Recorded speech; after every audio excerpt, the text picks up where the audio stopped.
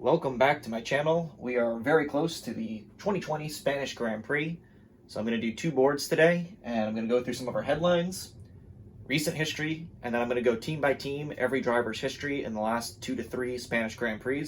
So stick around for that second board. Going into the 2020 Spanish Grand Prix, we get Sergio Perez returning the Racing Point. As fun as it was to have Nico Hülkenberg back, it is great to see Checo returning into his car. And he's also very confident that the Vettel to Racing Point rumors will not affect his ability to stay with Racing Point next year, Aston Martin. So it'll be interesting to see how that plays out. Ferrari has promised a new chassis for Sebastian Vettel's Ferrari going into this week. Obviously, Vettel has been a little off the pace compared to his teammate, so it'll be interesting to see if that has a positive impact on Sebastian Vettel's Spanish Grand Prix. Formula One announced that they'll be watching corner cutting very closely this weekend. So they will be clamping down on it, and it'll be interesting to see if anybody or any driver winds up getting a warning or a time penalty for cutting corners, whether it be via qualifying or during the Spanish Grand Prix. And Mercedes is under fire for their copycat scandal, and there's polls all over the internet that you can find on whether or not you think Mercedes is guilty or going to have a guilty verdict against them. And this is a story that just keeps developing steam as we go further into the year. So it'll be interesting to see what happens with Mercedes and Racing Point. All right, recent history in the Spanish Grand Prix. 2018 and 2019 are going to look very, very similar. Lewis Hamilton, Valtteri Bottas, and Max Verstappen, that's been your top three on the podium the last two Spanish Grand Prix.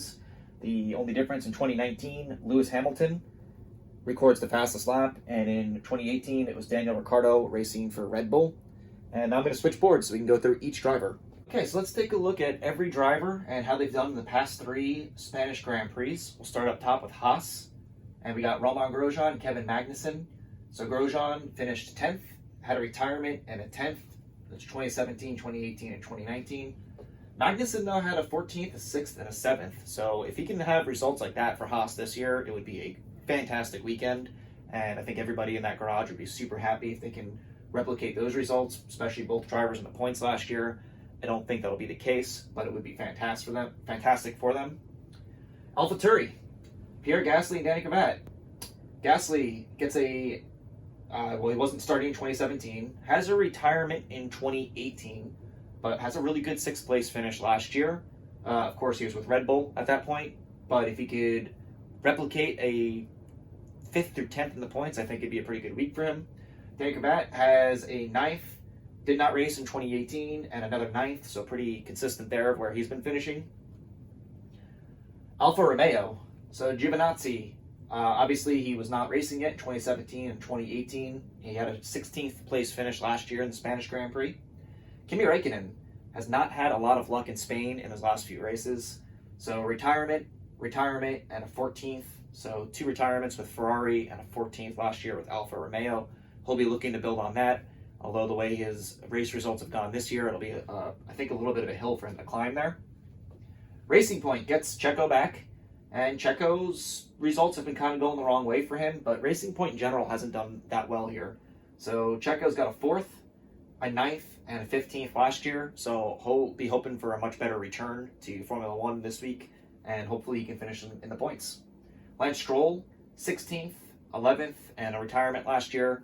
Kind of a disaster weekend for Racing Point in general last season, so we'll see what they can do this year. Williams Racing. So we got 2 very young drivers here, so 2017 and 2018, neither of those drivers would be racing. But last year, George Russell gets a 17th, and of course Latifi is a rookie, so he wasn't driving last season. McLaren. Lando Norris, also a young driver, so we don't have any results for 2017 or 2018. And Spanish Grand Prix doesn't go his way last year. He winds up having a retirement in that one. Carlos Sainz Jr. in his home Grand Prix in Spain has done pretty well, and he'll be looking to build on that momentum. So a 7th, and an 8th place. And I could see Carlos doing pretty well in this one. He'll be amped being home, and McLaren has looked good this year. Mercedes. So these are the kings of the Spanish Grand Prix and the kings of Formula One right now. Valtteri Bottas does have a retirement in 2017, but he follows that up with back-to-back 2nd places. He also qualified on a pole for one of these 2 races. I believe it was 2018. So Valtteri Bottas always going to be a threat as long as he's with Mercedes. Lewis Hamilton, lights out. So this guy has 3 straight wins. He's obviously the overwhelming favorite going into the weekend. He's the favorite going into every weekend. But in this case, he has won the last 3 Spanish Grand Prix, had the fastest lap last year, and I see no reason not to suspect that Lewis Hamilton will be right there in the favorite to win again. Red Bull, Alex Albon did not race in 17 or 18 as he was not racing yet, and last year he has an 11th place finish as a member of Toro Rosso last year. So we'll see what he can do with Red Bull. Red Bull, their pace looked really good last week, so this could be a week for Alex Albon to get a top 5 and maybe even a podium.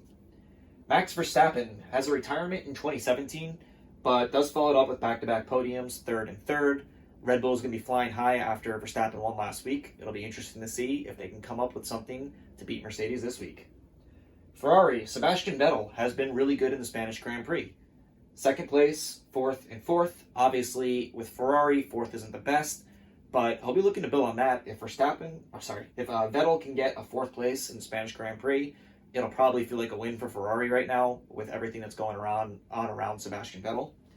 Charles Leclerc was not racing in 2017.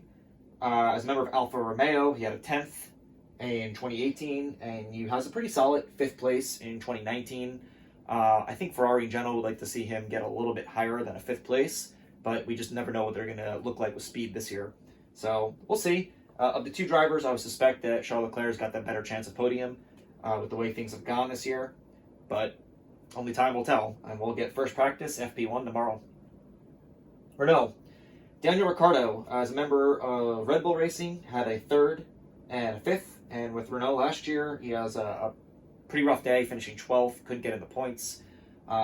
He's had a lot of signs of progress with that team this year, though, so I could see Daniel Ricciardo being more along the 5th to 10th range, both in qualifying and finishing. Esteban Ocon, in 2017, gets a really solid 5th place finish in the Spanish Grand Prix, but he follows it up a year later with a retirement, and of course last year he was sitting as a reserve driver for Mercedes, so we don't have any results for 2019. Esteban Ocon has not had a great start to this season, in my opinion. I'd really like to see him have a good qualifying and a solid day in the points tomorrow or on Sunday.